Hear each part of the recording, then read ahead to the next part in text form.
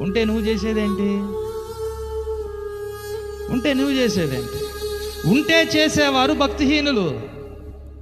ఏమీ లేకపోయినా విశ్వాసముతో పనిని ప్రారంభించేవారు దేవుని పిల్లలు.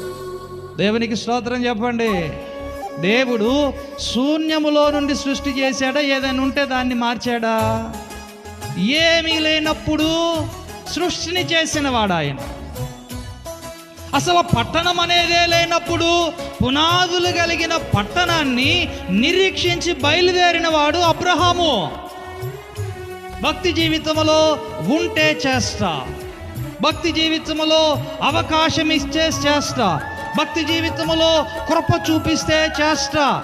ఇవి భక్తుల వెంబడి రావలసినటువంటి మాటలు కావు. తనకు మాట్లాడడానికి కూడా అవకాశం లేని ఒక చిన్నపిల్ల